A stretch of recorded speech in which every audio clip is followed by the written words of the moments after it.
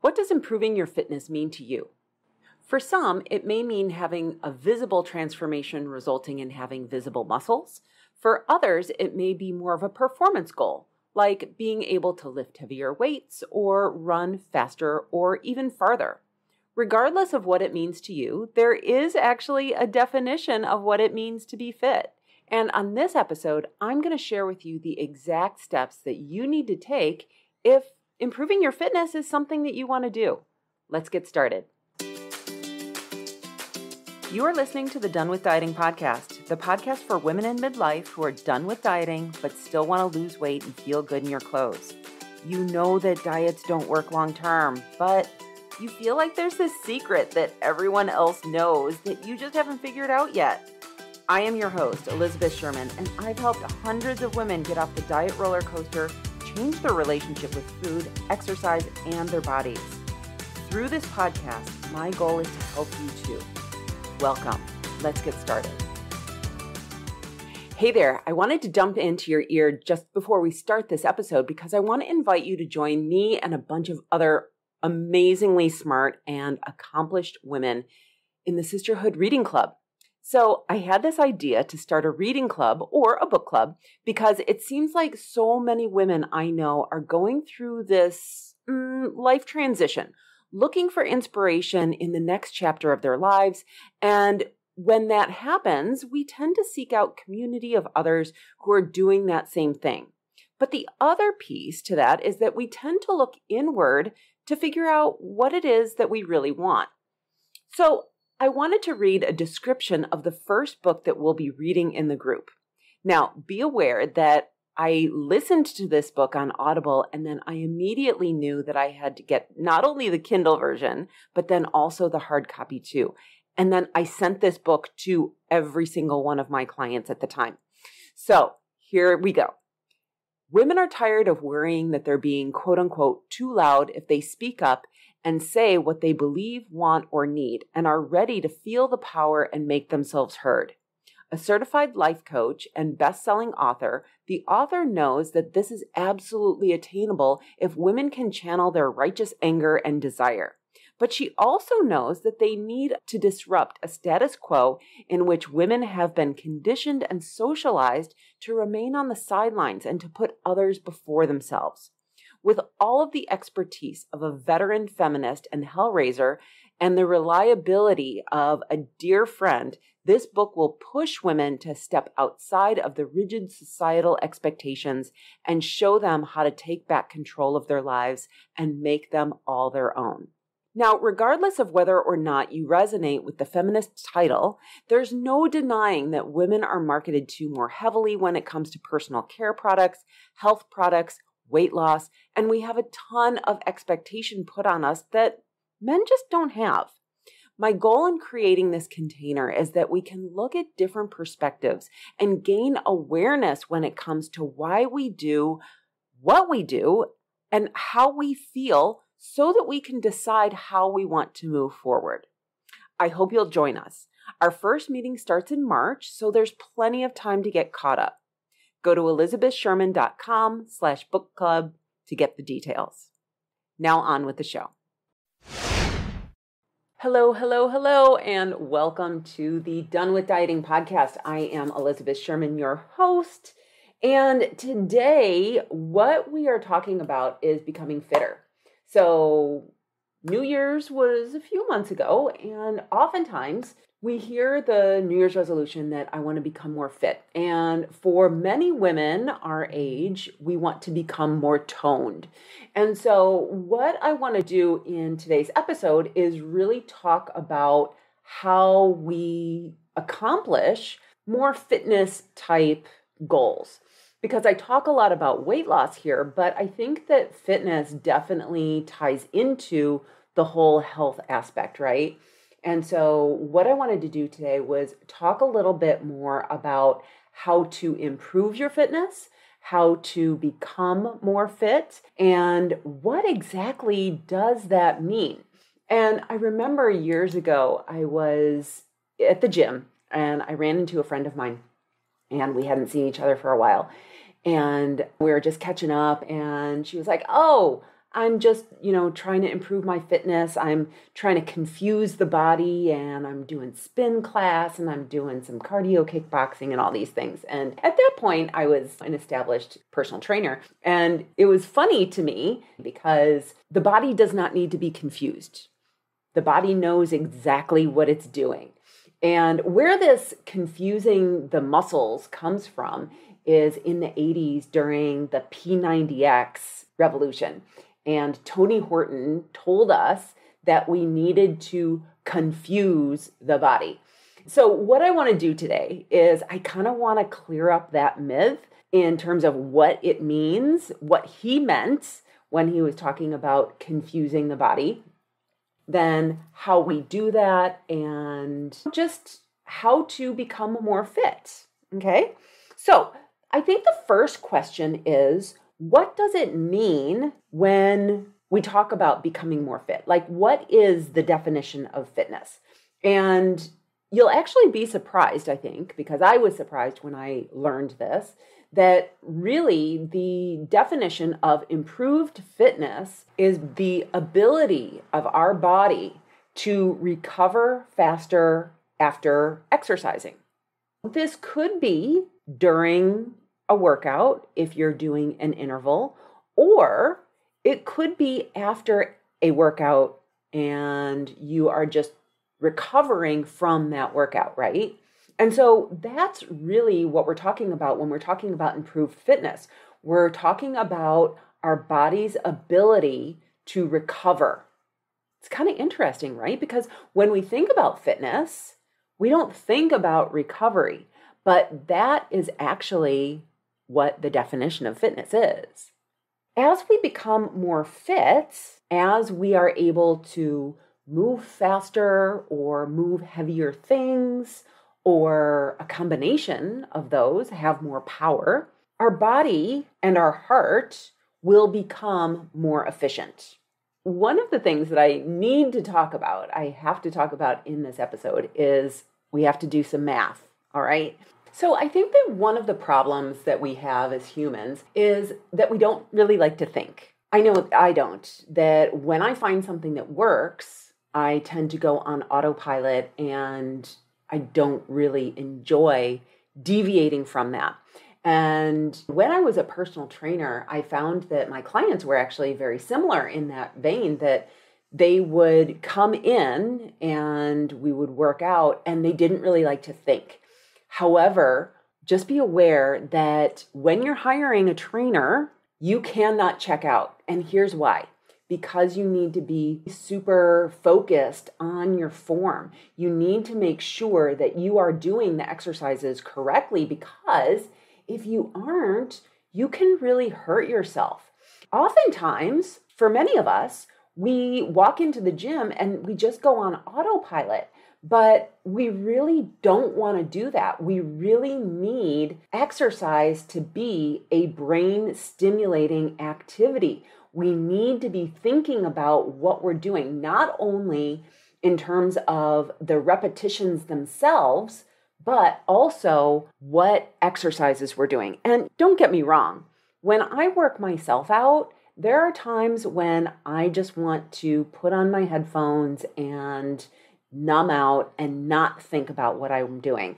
I want to just go on autopilot. And there are certainly activities that we can do with that in mind. However, be aware that if your goal is to become more fit, you really need to be paying attention to what it is that you're doing, and you need to be intentional about not every workout, but many of your workouts. You need to figure out a plan of attack. And there are tons of different exercise programs out there that are designed to actually make you more fit, whether it's stronger or faster or more powerful. Any one of those is perfectly fine. Now, as we become more fit, I really need you to understand that the body becomes more efficient. So as you've started your own exercise program, maybe you started just with walking. And what happens is when our body hits resistance, our body gets stronger in response to that resistance. So when I'm talking about resistance here, I could be talking about weights that you're holding, or I could be talking about a hill that you're walking up. I could also be talking about a distance that you're walking or running. Be aware that when we exercise, when we exert ourselves, our body is going to become more efficient in order to do that activity more efficiently. Now, here's the thing, is that's a great thing. However, if you're someone who wants to lose weight, that's not necessarily a good thing. I mean, it is a good thing. However, what that means is that we can't just do the same thing over and over and over again and expect to keep getting the same results. So, in other words, if at the beginning of your exercise journey, you walk for 3 miles at a pace of, let's say, 3 miles an hour, eventually your body is going to adapt to that. And you aren't going to get the same calorie burn. You're not going to get the same heart benefit from that because it's no longer a challenge for your body to do that. And I think that that's right there what we're talking about when Tony Horton was telling us that we need to confuse the body. We need to mix it up. We need to do something different than what we've been doing because otherwise the body adapts and it doesn't have any reason to change.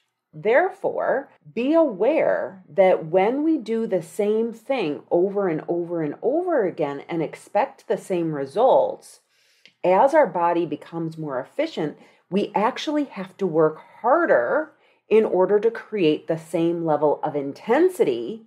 And I'm going to talk about that more later. However, just be aware that we need to then up our ante in order to adapt with the changing body.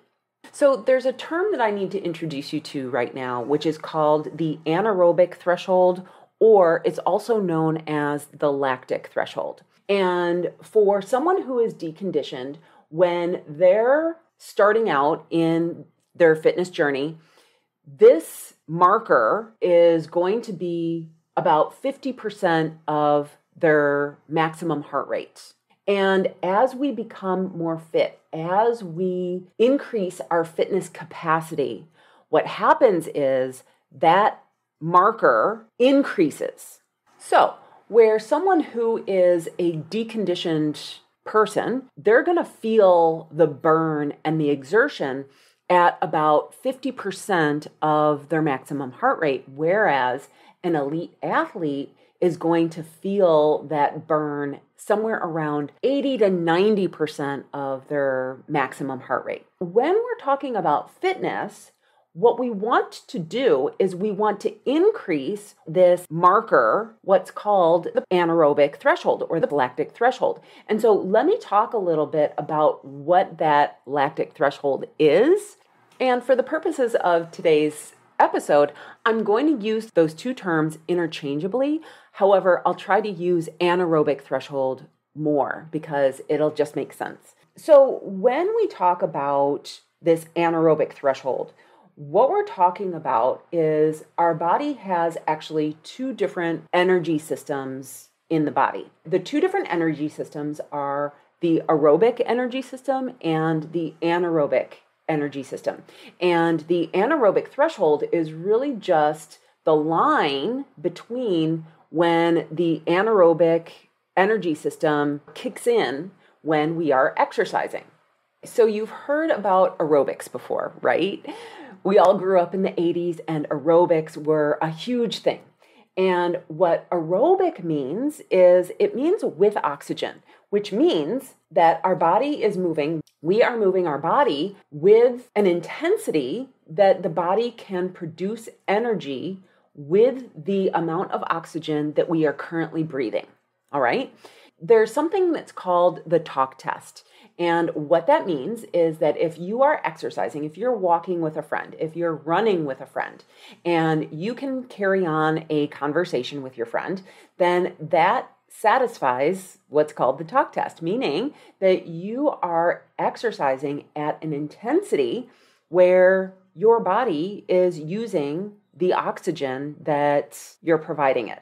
Once you move into an intensity where you can no longer carry on a conversation, then you've moved into the anaerobic threshold. So you've moved into that additional energy system. Now, the anaerobic energy system is kind of like a generator. And what I mean by that is that you never don't use your aerobic system. So as you are breathing, as you are exercising, you are always engaging the aerobic energy system. But when you get into like sprinting or running really fast or moving at an intensity that requires more power, more energy than your aerobic energy system can provide, then what happens is your body kicks into this anaerobic energy system. Now, the anaerobic energy system, anaerobic means without oxygen, meaning that our body isn't taking in enough oxygen to support this additional level of intensity. And what's really interesting about the anaerobic energy system is that it can really only stay on in our system for about 30 seconds. Now, the reason that I was calling it the lactic threshold earlier is because you've heard of lactic acid, right? We hear about the burn that we get from lactic acid. And when we are in the anaerobic energy system, lactic acid is actually the byproduct of this energy system. So just a little fun fact here is that when we hear about lactic acid buildup, when we hear about sore muscles and the burn that we get from lactic acid, that's actually happening during exercise. So when I'm running and I just can't go any faster, I can't do any more, I'm just done, that is lactic acid buildup. Typically, we hear about lactic acid buildup the day after we exercise. That's wrong. It's really what's happening during exercise. Now, even though we can only be in the anaerobic energy system for about 30 seconds at a time, when we stop exercising, that anaerobic energy system then starts to fix itself. It starts to repair itself. We're going to be talking about interval training a little bit later, but be aware that you can then engage the anaerobic energy system again if you're doing interval type training. But what will happen is the more fit you are, the more intervals you'll be able to do and the shorter rest time that you'll have between intervals. Whereas someone who's just starting to kick into the anaerobic energy system will not be able to go for as long of periods of time using this higher intensity, and then they'll need more rest and recovery between intervals. Now, when we're talking about fitness and improving fitness, this is just one of the indicators of how fit you are becoming. So what's really interesting is that let's say that you decide that you're going to do random intervals of 20 to 30 seconds and you're running around a track for, let's say, 20 minutes. You are becoming more fit if you add an additional interval every single workout. And so just be aware that there are lots of ways of being able to measure progress and be able to measure improvement in your fitness level. And we talk about measuring progress and measuring success when it comes to our health. And what's amazing is that when it comes to fitness, if you're looking in the right places, you can find improvement as far as the body is concerned, because the body is so adaptable. Whether we're talking about flexibility, whether we're talking about lower heart rate, whether we're talking about being able to move more weight in a shorter amount of time, or if we're talking about being able to have more intervals and go across a greater distance for a shorter amount of time, all of those things count. So just be on the lookout for different ways that we can improve and notice that we are becoming more fit. Now, that being said, earlier on, I talked about how someone who is newer to exercise, their anaerobic threshold may be at about 50% of their maximum heart rate, whereas someone who's more advanced in their fitness level may be 70, 80, or an elite athlete might be somewhere around 90% of their maximum heart rate. So let's talk a little bit about maximum heart rate and how you can calculate yours. So first, and be aware that this is just a generalization. There is vast evidence to suggest that people are on either side of this calculation. So I just want to put that caveat in there, that the general guideline for creating your max heart rate is what we do is we take your age and we subtract that from 220 if you're a man or 227 if you are a woman. So as a woman who's aged 53, if I subtract that from 227, my average, my generalized maximum heart rate would be somewhere around 174. Now, that's not the whole number because we can't just take half of that and say, well, 50% of 174 is 50% of heart rate because we all have a resting heart rate as well. I use a Fitbit. It tells me what my resting heart rate is. But if you wanted to find out what yours was, what you would do is just count the number of beats per minute when you are rested. So first thing in the morning, just notice what is my resting heart rate. Now, resting heart rate is also a level of fitness. So the lower your resting heart rate is, the more fit your body is. We don't want a high resting heart rate because what we're doing is we're trying to lower our heart rate. So we know what my max heart rate is, 174. I also know that my resting heart rate is 52. What we want to do then is we want to take the difference between those two numbers. The difference between 174 and 52 is 122. Now, I know you weren't expecting this much math. And you know what? I will put calculators up in the show notes if you're interested in figuring out what your maximum heart rate is, as well as what the different percentages are. What we know is that if I take 52 and add 122 to it, that comes out to my maximum heart rate. So my range there is 174 to 52.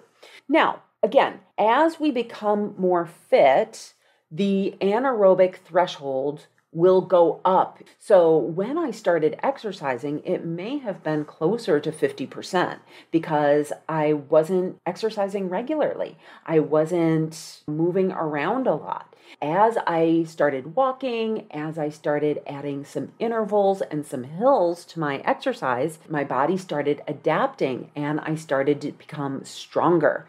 And what happens then is your body's heart becomes stronger and the muscles in your body then grow more muscle fibers. As we're growing these muscle fibers, as we're becoming more fit, what's happening is the body has more tissues to create energy. That's why we become more efficient because we have more muscle to offset the load. Our heart is working at a higher capacity. It's more efficient. So at this point, I've given you a lot of information, but what's really important is the next step, which is how to become more fit, how to progress. And there's an acronym that we use, which is FIT, F-I-T-T. And what FIT stands for is frequency, intensity, time, and type. In order to progress in our fitness level, what we need to do is employ all or some of these different aspects of our fitness. So let's go through each of them and I can explain to you how you can use them for your own fitness improvement. So frequency. Frequency is basically just the frequency of the activity. So how often you are exercising.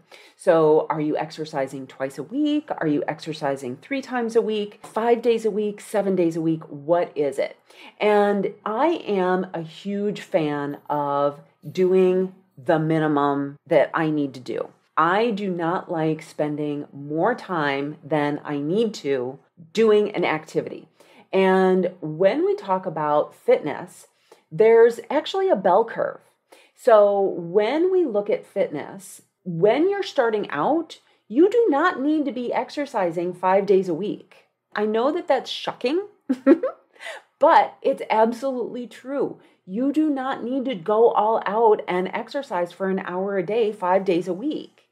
What you can do is you can get huge benefit from exercising for 30 minutes a day, 2 times per week. Now, if we actually look at what the World Health Organization recommends, the World Health Organization recommends 150 to 300 minutes of moderate exercise. And when they talk about moderate exercise, they're talking about that talk test that I was talking about earlier. So staying in the aerobic fitness level and being able to do that for 30 to 60 minutes, 5 days a week equals the 150 to 300 minutes. Now, if you want to do vigorous exercise, if you want to move into the vigorous exercise, you can decrease the amount of time that you're spending doing that. And what the WHO recommends for that is 75 to 150 minutes per week. So that ends up being somewhere around 15 to 30 minutes, 5 times per week, where you're going into and doing interval training so that you're increasing your intensity levels. Now, that's your baseline as far as the World Health Organization is concerned. But if you want to do extra, they also recommend doing strength training twice per week. And then also, of course, the opposite of that is limiting our sedentary time. So just be aware that yes, we want to be active, but we also want to decrease the amount of time that we're just sitting on the couch or sitting in front of our desks as I sit in front of my desk recording this. So that's what we're talking about when we're talking about frequency of activity. So fit, frequency, intensity, time, and type. We're talking about frequency. So the next piece to that is intensity. Now, the intensity of our exercise is the rate at which we're moving or the amount of power that we're exerting within a specific workout. We can talk about this in actually 2 different ways. We can talk about it as far as cardiovascular training goes, or we can talk about it as far as strength training goes. I'm going to give you some recommendations of how you can improve your intensity for each of those. So let's talk about cardio first. And I've mentioned this before, but when we're talking about cardio, what we're talking about is interval training. So going really fast for a period of time and then backing off and recovering. You can do 2 different types of interval training. There's something that's called Fartlek training, and Fartlek training is when we are just going at random times. So for example, when I'm running down the street, I may realize, okay, I have enough capacity right now. I'm recovered. So I'm just going to sprint down the street and I'm going to try and hit that light post, or I'm going to hit that mailbox or that tree. So as you're running down the street, you choose a point up ahead. Maybe it's even a sidewalk or a crosswalk. And you're like, okay, I'm just going to run as fast as I can until I can get to that point. And as you cross that point, then you slow down and you start to recover.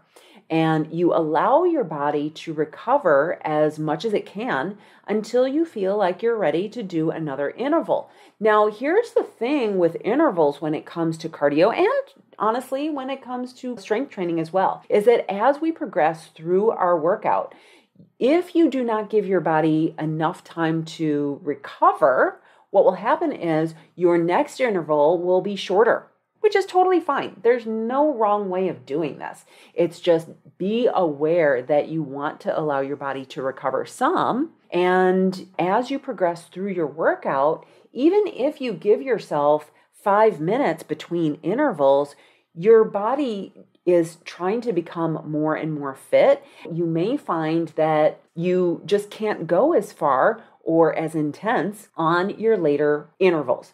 It's totally fine. Again, there's no wrong way of doing this. So that's Fartlek training, when you're doing just random intervals within a workout. But you can also do specific timed intervals as well. Sprint for 30 seconds and then recover for 2 minutes, for example, and then sprint for 30 seconds and then recover for 30 seconds. Be aware that for anyone who is trying to increase their capacity, maybe you're doing something like Couch to 5K, or you're just doing it on your own. You want to run a 5K. What we really want to do is we want to slowly increase our outputs, our intense outputs, and then we want to slowly decrease your resting phases. And up until this point, I've really been talking about intervals as being all out, moving into the anaerobic energy system, but it doesn't even have to be like that. You can bounce back and forth between just harder intervals and easier intervals. That's totally fine as well. So just as long as you're not going steady state throughout the entire workout, because something that's really important is that if you're doing moderate exercise for a prolonged period of time, our bodies, women's bodies over the age of 45, see that as a stressor. So just be aware of that. And I'll talk about that again in just a little bit. Now, as far as intervals have gone, I've been talking about sprinting, right? If you're not a runner, you can still do intervals, and you can do those intervals doing things like jumping jacks or jump rope, or even on a bike, just increasing your rate. There are tons of different modalities that you can use when it comes to increasing your fitness level. Now, when we're talking about strength training, what we're talking about that in terms of interval training is how much weight you're moving in a given amount of time. So be aware that when we're talking about increasing our capacity, we're really talking about increasing weight. We're talking about decreasing the rest time between intervals. We can also do this through changing the tempo of our lifting. What I mean by that is that when you think about, let's say, doing a squat, there are 3 different parts to doing the squat. There's the relaxation phase when you're going down into the squat. There's the holding phase, which is when you're down in the squatting position. And then there's the exertion phase, which is when you're pushing. Now, when we're talking about tempo, you can change the tempo of each of those pieces. So you can go down in it for a count of 1, you can hold for a count of 2, and then you can come up for a count of 2, or you can go down for a count of 1, hold for a count of 1, and come up for a count of 2. We don't really think about different tempos when we are lifting weights. We just get into the rhythm of lifting, and we don't really pay attention to, oh, well, if I slow this down, then I'm actually creating more tension on the muscle for the entire period of time. Be aware that muscles actually do not grow when we are pushing. Muscles don't grow when we are exerting. I mentioned DOMS earlier. DOMS stands for delayed onset muscle soreness. DOMS actually occurs through the relaxation phase of the exercise. So one of my favorite exercises in getting stronger is something called a negative push-up. And if you've ever done yoga and you've done chaturanga, that is a negative push-up where you start at the top of the position and then slowly lower yourself down so that your entire body hits the floor at the same time. And if you have any questions about any of these explanations, I have exercise library on my website, and you can go take a look at that and see exactly what I'm talking about. But when we slow down the lowering phase of the exercise, what will happen is that's when we will actually get super sore. That's because in the relaxation phase, our muscles break down a little bit more. Be aware that when we feel that soreness the day or two after exercising, that's what's called delayed onset muscle soreness, and it's actually a slight tearing of the muscle fibers, which the body then just repairs with stronger muscle fibers. It's not the lactic acid buildup. Just be aware that it's not the same thing, and DOMS is just your body's way of getting stronger. Now, here is a caveat though, that soreness does not indicate the efficiency of a workout. Oftentimes, I'll hear people say, oh, that was such a good workout, I'm so sore. But soreness does not necessarily equate to fitness level. So just be aware that it just isn't the same thing. Now, another way of increasing our fitness level is to use more muscle groups. And this is one of the reasons why I love doing circuit training and I love doing multi-body part exercises. So an example of circuit training would be doing 10 squats, then 10 push-ups, then 10 sit-ups, and then maybe 20 jumping jacks. And then doing that in circuit X number of times or within a specific time frame. Doing multi-body part exercises is where in one repetition, you're doing a squat and then a bicep curl and then perhaps a shoulder press. And what I love about each of these different ways of training is that when we work a muscle, the heart has to pump blood to that muscle in order to supply the muscles with energy. When we're doing multi-body part exercises, the heart has to work that much harder in order to fill all of those different muscle groups with blood. What I love about this is that you're actually getting a cardio benefit at the same time as doing strength training. It's a fantastic way of doing both things at the same time because we don't have time to go out and run and then come back and strength train. We want to get it all done at the same time. Just be aware that by doing multiple body parts all at the same time, you are going to get a cardio benefit at the same time as doing strength training. And I love hitting two things at the same time and being efficient in not only my workouts, but with my time as well. So going back to frequency, intensity, time, and type, we were just talking about frequency. So now in talking about time, we're talking about the length of the interval or the length of the total workout. So again, I mentioned this before, but I want to reiterate that long duration, medium intensity workouts can cause more stress on the body. I've talked about this before with my own journey that I was going out and I was running for an hour per day. Be aware that for some of us, not all of us, but for some of us, running for an hour 6 days a week can be more stressful and therefore prevent us from losing body fat. Another method of that would be like biking for 2 or 3 hours or doing an hour of cardio kickboxing or spin class. Now, the difference between those is if you're really enjoying it. So like if you love biking and you're just going out for a leisurely bike ride for 2 to 3 hours, totally different experience, right? Than going out for a 2 to 3 hour workout. And that's actually a really good point that when we're talking about the total workout, be aware that the longer the workout is, the lower our intensity is. You cannot sustain a high intensity workout for a long period of time. And when it comes to women in menopause and perimenopausal years, it's always so much easier for the body. It's so much better for our bodies when we do short, intense workouts. So I personally do workouts that are 20 to 30 minutes in length. I do very little rest time because I want to hit it, I want to get it done with. And what I've seen with my clients is that it's the exact same. It's our thinking about it. I hear this from my clients all the time that they're like, oh, well, I want to work out for 45 minutes. Why? Why do you want to do that?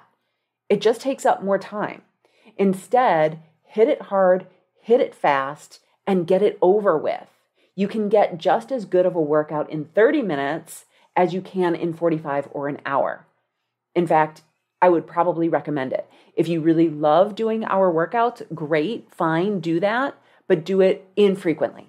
And then finally, when we go back to fit, frequency, intensity, time, and type, the last thing is the type. What type of exercise you're doing. Going back to the very beginning of the episode when I was talking about Tony Horton and mixing things up, this is really what we're talking about, is we don't want to do the same thing over and over and over again because, again, our body adapts. So the best way to be well-rounded and to become fit is to do different things. So go out for a walk, go to a spin class, go to yoga, do strength training, whatever it is, go out and enjoy it. And I think that that's probably the biggest takeaway from this episode is find what you enjoy and do it. There are tons of different exercise modalities out there, whether you're into team sports or individual, whether you're into doing something indoors or outdoors, whether you enjoy challenging yourself or whether you just enjoy moving your body. Find something that you enjoy and do it because this is your only body. And so it's your responsibility to your body to keep it up and keep it in good health. Again, just try to find some enjoyment in doing something.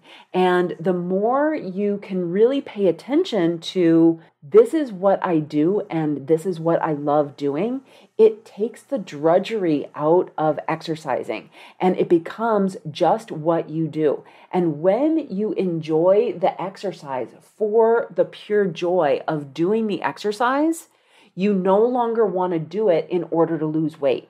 And that's really the key to this entire podcast is do things because you enjoy them, enjoy the process, and the weight will come along.